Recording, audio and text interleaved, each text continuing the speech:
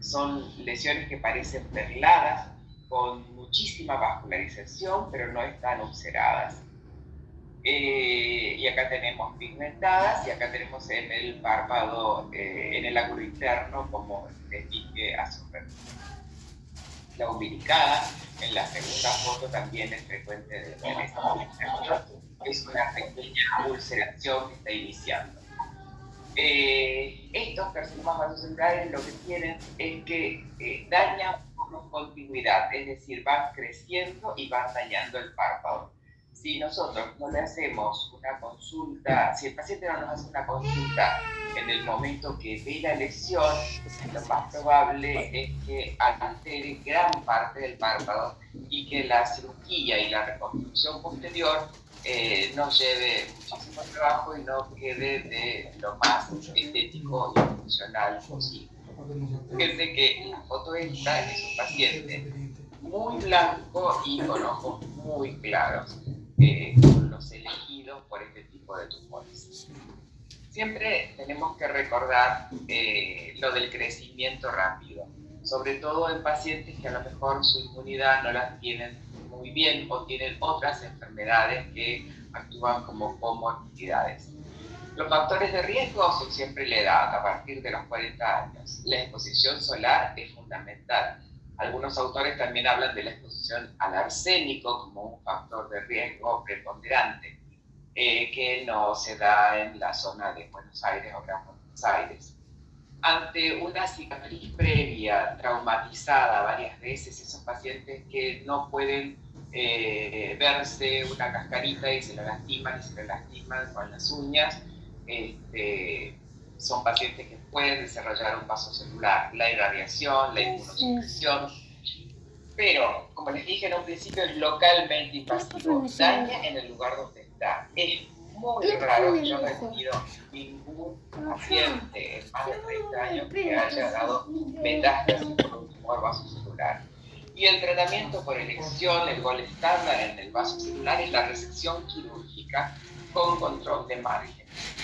Como en no todos los lugares está la cirugía de Mohs, que sería lo ideal para tratar este tipo de tumores, lo ideal en ese caso es tener un anatomopatólogo que vaya estudiando el material a medida que lo vamos sacando, que esté con nosotros en el quirófano. Luego, el que le sigue en frecuencia es el carcinoma de células escamosas.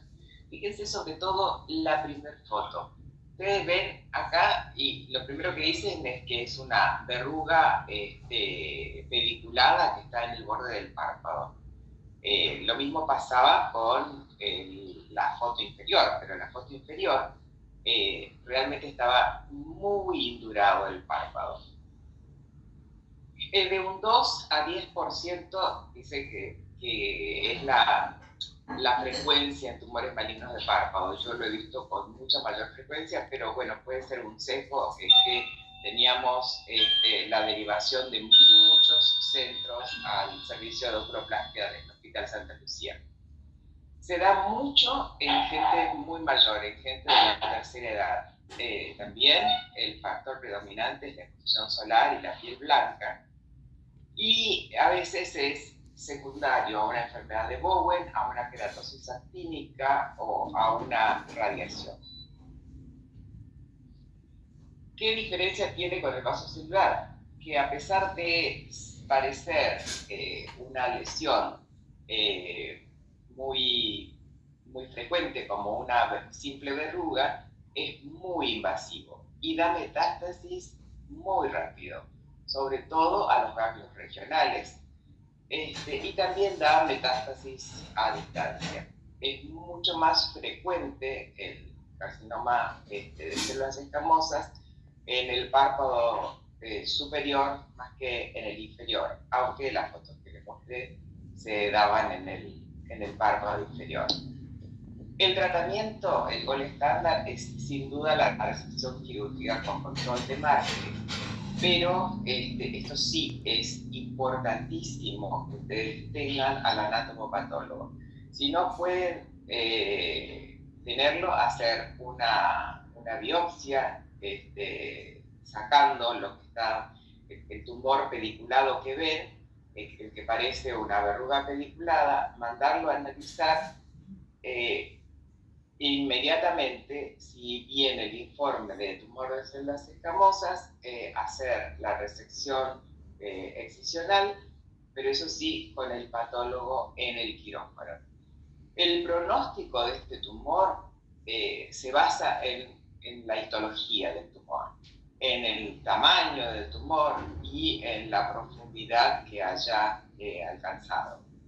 Muchas veces las resecciones son muy amplias con una reconstrucción realmente muy costosa y que no se hace en un solo tiempo quirúrgico, sino en más de. El carcinoma sebáceo se lo llama el gran simulador, porque muchos lo confunden con un orzuelo, con un chalacio. Es realmente muy agresivo y muchas veces lleva a la exenteración porque la invasión orbitaria es muy rápida. Ante un paciente que tiene una blefaroconjuntivitis, una dermatitis, una blefaritis crónica que no se cura y hace chalacio a repetición, sobre todo en el párpado superior, tienen que pensar sí o sí en un sebáceo. Si ustedes le operan 1 o 2 veces un chalacio y no se termina de curar, por favor, ese material remítanlo a la anatomía patológica. Se da en personas también muy mayores. Van a ver que todo el borde del párpado tiene una secreción como si fuera amarillenta, muy pegada al borde libre.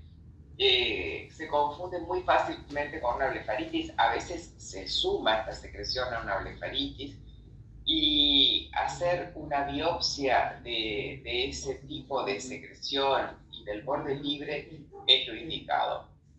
La presentación puede ser un nódulo como el que vemos en la primera imagen, que parece simplemente un chalacio, que es un nódulo solitario, o puede ser una presentación difusa, como vemos en la segunda imagen, que tiene un engrosamiento importante del borde libre, no está para nada definido dónde comienza y dónde termina ese tumor, y sobre todo ven una pérdida absoluta de las pestañas en esa zona, o las pestañas se vuelven blanquecinas. ¿Dónde se originan estos tumores? Bueno, en las glándulas del meibomio, que es la forma más frecuente de originarse, en las glándulas de Seyss o en las glándulas sebáceas de la carúncula, que no lo he visto yo en mi práctica médica.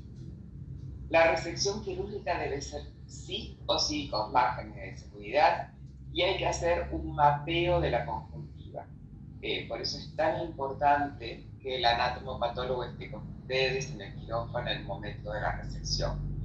Después de la resección, donde mandan ustedes la pieza, la anatomía patológica, si que no cuentan con un patólogo in situ, la pieza esa debe ir muy marcada, dónde comienza, dónde termina, cuál es el margen interno, el margen externo, nasal, temporal, marcarlo con suturas e informarlo cuando lo mandan.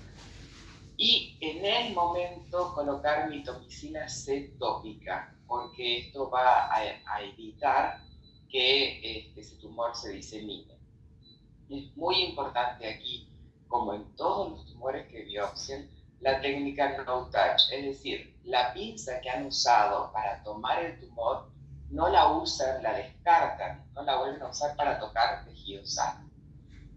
El que es difuso, el que no encuentran dónde empieza y dónde termina, y que está muy engrosado el borde libre, el borde palpebral, seguramente tiene una invasión de la membrana basal y tiene un muy mal pronóstico. Por eso es tan importante el diagnóstico de este tumor, porque la mayor parte de las veces, si no es diagnosticado a tiempo, va a una exenteración. Y no se queden ustedes solamente manejando al paciente, requiere un manejo interdisciplinario, tienen que sí o sí derivar al paciente a un oncólogo, sobre todo para hacer un PET y para estudiarlo si no tiene ninguna otra lesión en el organismo. Y esta es una anatomía patológica de un chaláceo que hemos mandado, que nunca se pensó que era un sebáceo. Por eso lo más importante que se lleve de esta charla es que deben sospechar. El melanoma palpebral primario realmente es muy infrecuente. Fíjense que dice que es el 1% de los tumores malignos del párpado. Y en nuestra zona, a Dios gracias, no se da, sí se da mucho en las poblaciones que están muy expuestas, que están en la línea del Ecuador. Está asociado a exposición solar, simplemente, y se da mucho en las personas de raza blanca. El 65% se da en párpado inferior y el 60% es de tipo nodular, como lo vemos acá. El pronóstico depende de la profundidad del tumor, es decir, si ha pasado o no en el párpado inferior el tarso, del tipo histológico y de un índice que hay histológicamente que se llama índice de Bredin.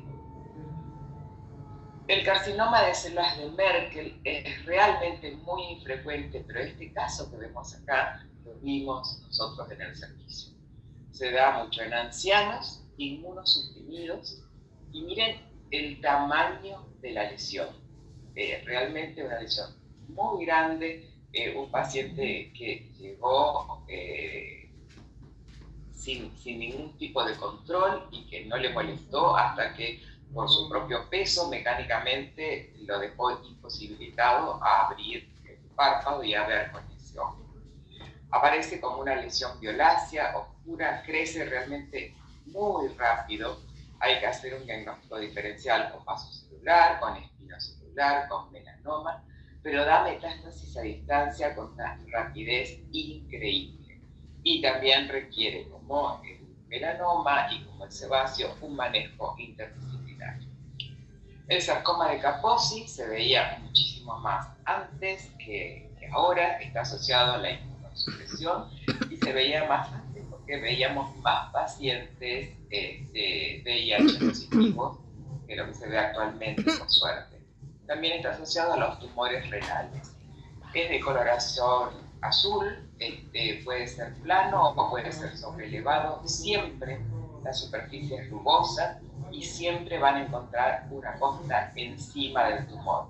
¿Se acuerdan de los tumores de Kaposi que a lo mejor vieron cuando estudiaban la carrera que se veían en otras partes del cuerpo? Bueno, exactamente igual aparece en el párpado. El tratamiento inicial no es su resección, sino es la quimioterapia y la radioterapia. Entonces, volviendo para hacer un resumen del tratamiento y del manejo de las lesiones. Siempre tener una sospecha del tipo de lesión que van a ver, acordarse de los diagnósticos diferenciales que tienen que tener en cuenta. Diferenciarlas entre benignas, malignas y las benignas. Bueno, observarla, siempre iconografiarla para poder hacer un seguimiento, pero si al paciente le molesta, pueden resecarla y mandarla a analizar. Yo siempre digo que todo lo que no nace con uno o si aparece, si nació con uno pero comienza a cambiar su aspecto, su coloración, a crecer, hay que sacarlo. Dentro de las lesiones malignas tenemos lesiones que pueden ser pequeñas y lesiones que pueden ser grandes. Pacientes que hayan venido con una lesión muy avanzada, que no hayan hecho una consulta a tiempo. Dentro de las pequeñas podemos hacer una resección biopsia y terminar con la lesión, sobre todo si es uno de los más frecuentes, que es el vaso celular. Y dentro de las grandes, si no contamos con el anatomopatólogo in situ, hacer una biopsia incisional, marcando bien que nos informe su crecimiento, si crece en profundidad, para tener un mejor panorama al momento de operarla, y lo ideal es tener el patólogo. Perdonen que les reitere, pero realmente es la mejor forma de trabajar. Dentro de las lesiones benignas, el tratamiento por elección, sobre todo en estos pequeños tumores que vemos en el borde parietal, es el shaving. Colocan una de esas pincitas de chalazion para hacer hemostasia y con una hojita de bisturí número 15 directamente resecan la lesión apoyándose en el borde libre del párpado para tener una resección completa. Eso no se cauteriza ni se cierra, granula espontáneamente y cierra directamente. Y si hay lesiones malignas, pequeñas, una biopsia de resección, y si hay grandes, una biopsia incisional con una reconstrucción secundaria. Fíjense que en una lesión grande la biopsia puede llevar a que ustedes tengan que sacar totalmente uno de los párpados, en este caso el párpado inferior, que les dije que era el que con más frecuencia se daban los tumores, porque todos estos tumores son causados por el sol. La reconstrucción es muy diferente a si es un tumor pequeño que ocupa menos de 1/3 del espesor del párpado, o si se trata de una persona mayor, donde se puede hacer un cierre directo. Siempre tratamos que las resecciones sean en forma de pentágono, en forma de casita invertida, donde el piso de la casa esté en el borde libre del párpado. Esto va a hacer que cuando cierren no les quede el párpado como con un repulgue, no les quede fruncido. Si ustedes hicieran un triángulo directamente, quedaría de esa forma. En cambio, acá, como casita invertida, no queda para nada antiestético ni antifuncional. El primer punto lo van a dar en la línea gris, en el borde libre, en la línea que está en el medio, la lamela anterior y la lamela posterior. Y yo siempre ese punto lo doy con una sutura de seda o con una sutura de Vicryl, 5 o 6 ceros, porque es un punto que lo tomo de referencia y el ayudante lo tracciona hacia abajo o hacia arriba, depende del párpado que estemos tratando, para que los bordes de la herida queden alineados y podamos ir suturando en profundidad el plano muscular, el plano tarsal primero, el plano muscular y luego la piel. Siempre que hagan estos puntos en borde libre, ya sea en una reconstrucción por un trauma o en una reconstrucción posterior a una biopsia incisional, traten de que quede como en la tercera fotografía, el borde libre hacia arriba. ¿Por qué? Porque todas las cicatrices en cualquier lugar del cuerpo siempre tratan de invaginarse. Entonces, si nosotros lo dejamos hacia arriba, que lo ven perfectamente en esa foto, cuando se invagina, cuando se retrae, va a quedar alineado. Si nosotros lo dejamos alineado, es muy probable que quede con una pequeña invaginación. Entonces, cuando hay una pérdida mínima de sustancia, se puede hacer esto que es el cierre directo. Cuando la pérdida de sustancia es un poquito mayor, se puede hacer una cantotomía y una cantolisis, es decir, cortar el canto externo, primero hacer hemostasia con una pinza de Tencel, y cortar el canto interno para que nos dé mayor movilidad y no tengamos que ese párpado cerrarlo a tensión. También se puede hacer un colgajo de Tencel o se pueden utilizar diferentes tipos de colgajos. No es necesario que sepan todos, pero sí que se familiaricen con un par para que esos que ustedes vayan a hacer los hagan bien y los párpados no los encuentren al día siguiente con una dehiscencia de sutura que luego de una cirugía primaria es más difícil repararla. Entonces, acá tenemos una pérdida mínima de sustancia, lo que hacemos es la casita invertida y fíjense cómo vamos a hacer el punto de borde libre, que es el punto que vamos a tenerlo a tensión para alinear el párpado y luego vamos a ir dando los demás puntos.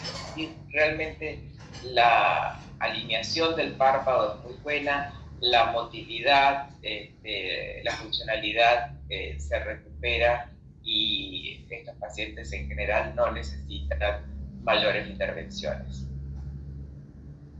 Cuando la pérdida es un poco mayor, como en este caso, pero se trata de una persona añosa, se puede hacer exactamente el mismo cierre, porque los tejidos son mucho más laxos.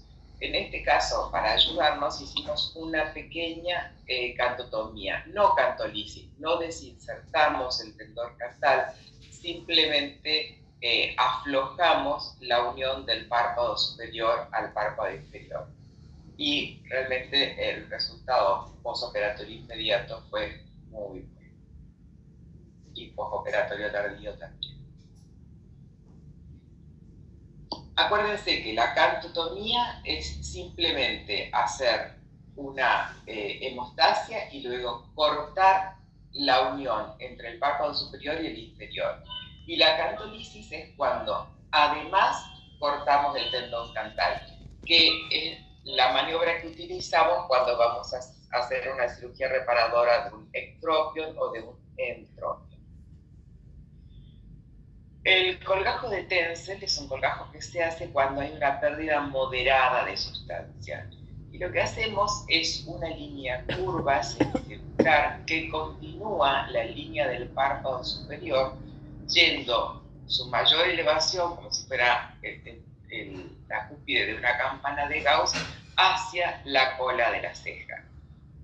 Eso luego se divulsiona con una tijera roma, por supuesto, después de hacer una cantotomía y una cantolisis, y ese tejido se va a llevar para reconstruir el párpado inferior, haciendo un colgajo que se llama colgajo por deslizamiento, donde vamos a hacer puntos superficiales y puntos profundos. Voy pasando las fotos. Fíjense cómo queda la última fotografía.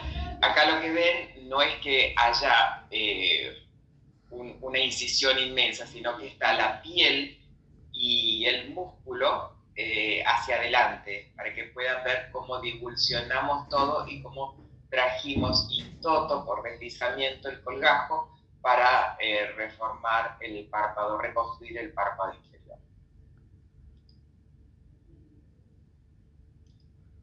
Es otro colgajo de Tencel, donde hicimos exactamente lo mismo y donde dejamos los puntos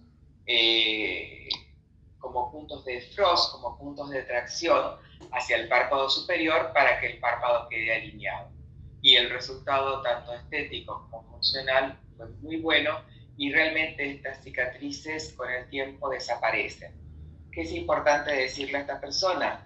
No solamente que no se exponga al sol para no volver a hacer un tumor de este tipo, sino que no se exponga al sol para que no se le pigmente la cicatriz. Son cicatrices de muy fácil pigmentación. Cuando hay una pérdida importante de sustancia, hay diferentes tipos de colgajos según sea el párpado superior, el párpado inferior o el canto interno. Para el párpado superior, para reconstruir el superior, utilizamos el colgajo de Cutler, colgajo traslación. En realidad hay diferentes tipos de colgajos que se utilizan más para reconstrucciones post-trauma porque los tumores en párpado superior son muy infrecuentes. Y en el párpado inferior tenemos el colgajo de Frick, de Hughes, el Mustardé y otros colgajos. Y en el canto interno es lo que nos facilita más la reconstrucción, porque podemos dejar que el tejido cicatrice por granulación espontánea o hacer un colgajo glabelar si es un paciente que tenemos temor a cómo va a ser su higiene, su mantención de esa granulación espontánea.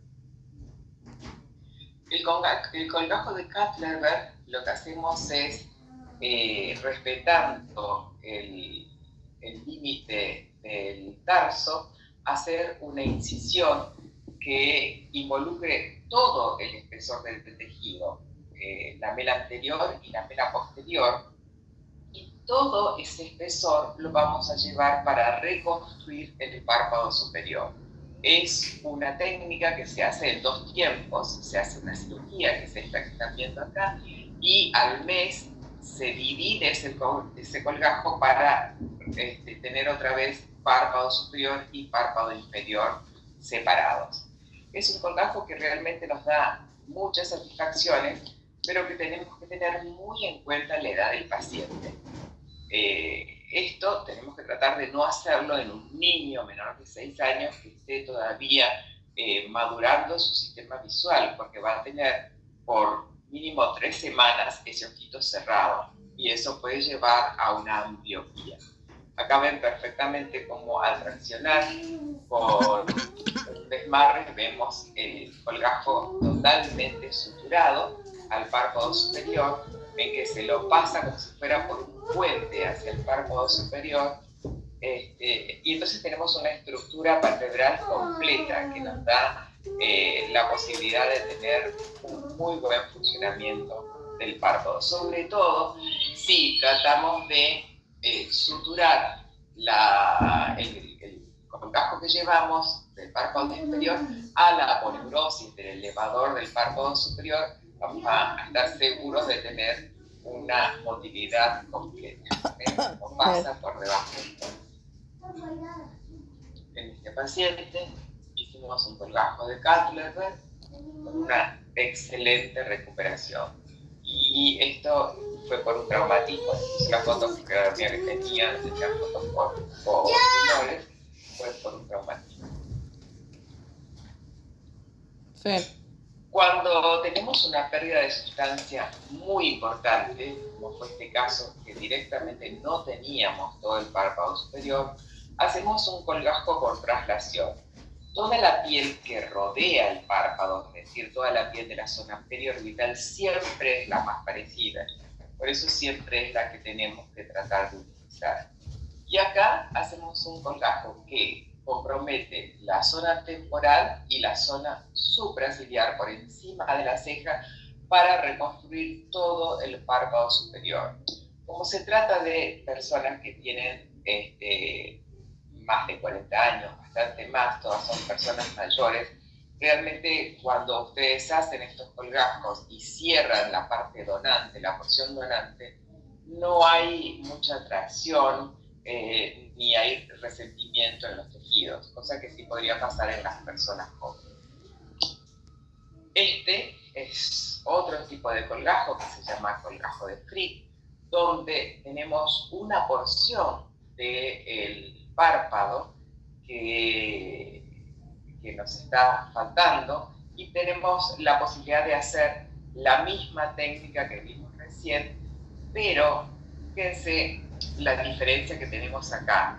En esta zona tiene un pequeño injerto y ese pequeño injerto se sacó de la porción que estaba sana de la piel del párpado para poder completar y no hacer una resección tan grande en la zona temporal. Acá tenemos paciente en el posoperatorio inmediato, a los pocos días y en un posoperatorio tardío. Es lógico que la ceja le haya quedado con un poquito de foxy eye por la gran porción de tejido que tuvimos que sacar, pero les aseguro que ante la pérdida del párpado esto es lo que menos molesta. Es muy importante que ustedes tengan iconografiado el paciente antes de operarlo, durante la cirugía, en todos los controles posoperatorios, porque una vez que el paciente se curó del tumor, comienzan los reclamos por la parte estética y las iconografías bien tomadas, siempre con el mismo tipo de iluminación, son un resguardo que tenemos nosotros. El colgajo de mejilla, el colgajo de mostardé, realmente tenemos que dar vuelta toda la mejilla para poder volver a formar el párpado. Y esto se da en situaciones donde ese párpado está sumamente comprometido, el párpado inferior sumamente comprometido, y donde tenemos que sacar una porción de tejido muy grande. es muy importante que cuando ustedes hagan este colgajo, perdón, la divulsión la hagan con muchísimo cuidado porque tenemos muchas estructuras muy nobles en este lado de la mejilla. Y otra cosa que les recomiendo es que en el párpado que han reconstruido dejen puntos de frost, puntos de retracción hacia el párpado superior para sí tener una muy buena alineación. Miren la tremenda cirugía que se hizo en este paciente, que bueno, van a estar con hematomas, con edema por mucho tiempo y luego van a necesitar un buen drenaje de la zona porque es una zona que saben que la piel es lo que primero cicatriza, pero los tejidos profundos tardan muchísimo más y requieren una estimulación para su buena cicatrización. El colgajo gravelar es un colgajo que podemos hacer para los tumores de canto interno, de ángulo interno, aquellos que no los podemos dejar con granulación espontánea o que comprometen el ángulo interno y el párpado superior. Muchas veces es un colgajo que también lo hacemos en 2 tiempos, como fue este caso, porque la piel que va de la glabela, de la zona frontal, media frontal, hacia el canto interno y el párpado superior, se forma como una especie de puente en la zona sana que tenemos que tener el reparo de conservarlo, porque ustedes saben que si hacemos un colgajo de este tipo tiene que tener un buen pedículo que lo nutra. Si un colgajo tiene un pedículo, un fisio muy chiquito, es muy probable que ese colgajo vaya a la necrosis, que no sirva. Por eso es que ven esto que parece muy deformante, pero es que necesitamos que tenga un pedículo, un fisio, la base del colgajo muy grande. Acá tenemos otro colgajo clavelar, en este caso de una persona añosa, y realmente todos andan muy bien, dan muy buen resultado. Estos colgajos son importantes tenerlos en cuenta cuando tenemos una lesión que nos da una gran pérdida en el ángulo interno, que no es una lesión pequeña, sino que es una lesión que tenemos que resecar mucho material. Y esta resección se hace siempre tan grande cuando tenemos el patólogo que nos dice que sigan avanzando, hasta que nos dice stop y ahí podemos empezar la reconstrucción. Tienen que tener en cuenta también que las reconstrucciones no hace falta hacerlas en el momento. Se puede dejar el paciente con antibióticos y con una oclusión y hacerlo a las 24 48 horas sin ningún tipo de problema. Acá tenemos 2 resultados del colgajo clavelar. Esta es una técnica que realmente da muy buenos resultados y es muy gratificante para el médico, porque muchas veces los vasos celulares en el ángulo interno no se dan en una sola lesión, sino que se dan en múltiples lesiones, como es este caso. Entonces la reconstrucción llevaría a varias lesiones estructuradas en el párpado que puede llevar a mayor deformidad o mayor retracción. Se lo deja simplemente se hace la resección y se lo deja con una gasa furacinada que se puede ir cambiando cada 48 o 72 horas. Es importantísimo que esté con una oclusión ese ojo de forma completa. Y en 3 semanas les aseguro que la restitución es como está acá. Esta paciente tenía esta lesión y la reconstrucción es ad integrum completamente. ¿Cómo manejamos la muestra que vamos a enviar? Siempre tenemos que tener, antes de comenzar la cirugía, un frasco estéril. Tener formol en ese frasco al 10%. ¿Por qué aclaro acá boca ancha? Porque son tumores que muchas veces el formol se expanden y si lo tenemos en un frasco muy chiquitito, como el frasquito de toxina botulínica o un frasco donde venga una lente intraocular, a veces el patólogo tiene que romper el frasco para poder sacarlo, con la contaminación que eso implica.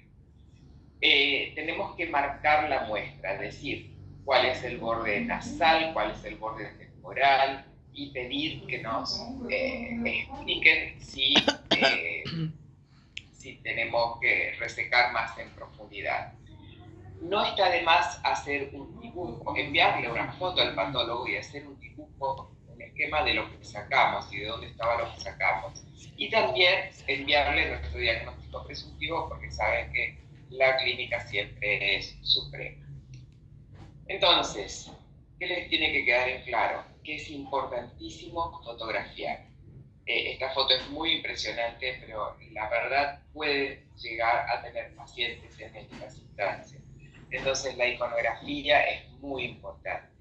Siempre la anatomía patológica, por más que sospechemos que es una simple verruga o un quiste o un siringoma, siempre la anatomía patológica. Ante una lesión benigna, observación o shading, y ante las lesiones sospechosas, observación y biopsia. Bueno, espero que les haya quedado claro. Traté de ser corta, de no ocupar más de una hora, y estoy abierta a las preguntas que quieran hacer.